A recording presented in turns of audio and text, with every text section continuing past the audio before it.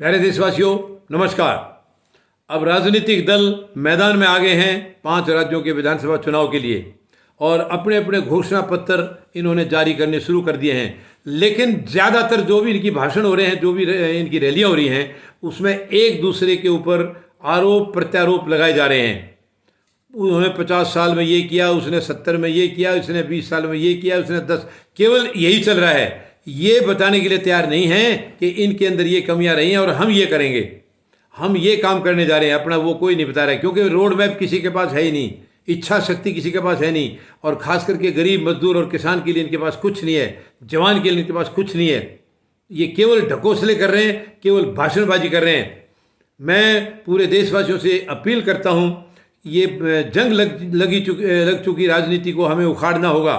शुद्ध राजनीति, स्वच्छ राजनीति की हमें स्थापना करनी होगी और फौजी जनता पार्टी इसी संकल्प के साथ मैदान में आई है।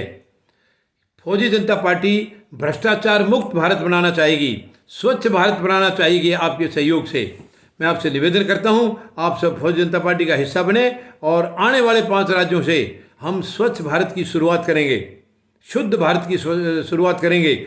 शुद्ध भारत की या स्वच्छ भारत की शुरुआत स्वच्छ राजनीति से होगी और स्वच्छ राजनीति की शुरुआत अच्छे लोगों को चुनकर भेजने से होगी। यानी हमें अच्छे चरित्र के लोग विधानसभा में इस वक्त 5 राज्यों में भेजने होंगे, जो कि सच्चे जनता के जनप्रतिनिधि होंगे, जिसमें गरीब, मजदूर, जवान और किसान होंगे। इनमें से हमें चुन करके भेजना होगा ताकि कोई भी वर्ग देश में दुखी ना रहे। जिस दिन ये वर्ग प्रतिनिधि बन के जाएंगे, उस दिन किसी भी हालत में पूरे देश के अंदर सब जगह शांति होगी, प्रेम होगी, भाईचारे का माहौल होगा। आज जो भाईचारे को इन्होंने ख़त्म कर दिया है, वो भाईचारा हमें दोबारा से कायम करना है, दोबारा से स्थापित करना है। हमने पूरे देश को ऊंचाइयों तक ले जाना है, पूरे देश की तरक्की करानी है।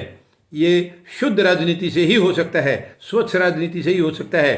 तो मैं आप सबसे निवेदन करूँगा, अपील करूँगा, इनकी अब कहीं भी बातों में आपको आना नहीं है, क्योंकि आज अभी तक का देश का 74 साल का इतिहास यही है। ये लोग बड़े बड़े लंबे वायदे करके आएंगे, उसके बाद 4.5 साल तक जनता का खून चूसेंगे, कुछ करके नहीं देते हैं, और आखिरी के 3 महीने में केवल इनका ड्रामा शुरू होता है बेवकूफ़ बनाने का, और उसमें जनता फिर बेवकूफ़ बन जाती है और फिर उन्हीं को वोट दे देते हैं। लेकिन अब ऐसा नहीं होगा।